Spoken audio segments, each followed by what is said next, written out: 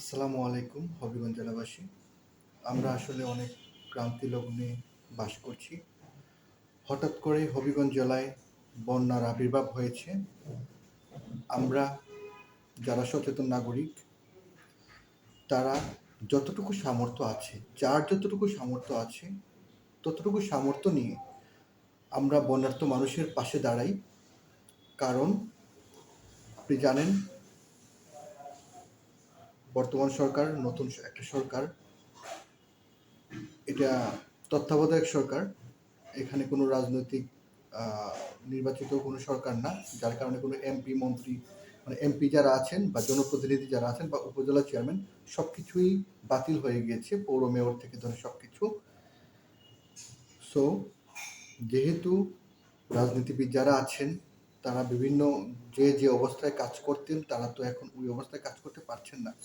আমরা যারা সচেতন নাগরিক আছি, আমরা আমাদের অবস্থান থেকে বিশেষ করে বানিয়াচং উপজেলা একটি ভাটি অঞ্চল, আজমিরি উপজেলা একটি ভাটি অঞ্চল এবং হবিগঞ্জের বিভিন্ন এলাকা প্লাবিত হচ্ছে।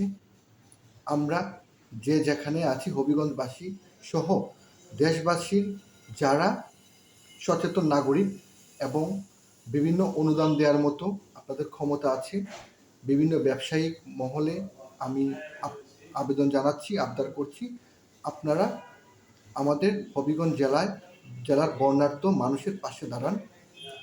আর আর আমি ছাত্র সমাজকে বলবো এবং যুব সমাজকে বলবো, আপনারা খোঁজ নিন ঘরে ঘরে কোথায় কার কি অসুবিধা হচ্ছে, কার কি প্রবলেম হচ্ছে, এই খোঁজগুলো আপনারা নিন, নিয়ে একটি তালিকা করুন। তালিকা করে আপনারা বন্টন করুন। যেখানে বন্টন করা দরকার সেখানে আপনারা বন্টন করুন। আমি এতটুকু আপনাদের কাছে অনুরোধ, আপনারা যে যেখানে আছেন আপনার হবিগঞ্জ জেলাবাসীর বন্যার্তদের পাশে আপনারা এগিয়ে আসুন।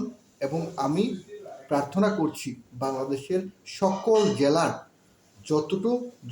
যতগুলো জেলা এবং যতগুলো উপজেলা এবং যতগুলো ইউনিয়ন প্লাবিত হচ্ছে, সমস্ত বন্যার্ত মানুষদের যাতে আল্লাহ হেফাজত করে, কোনো রোগ বালাই না হয় এবং বিপদ আপদ থেকে যাতে আল্লাহ আমাদেরকে সবাইকে যাতে হেফাজত করে, এই দোয়া কামনা করে আমি আপনাদের কাছ থেকে বিদায় নিচ্ছি।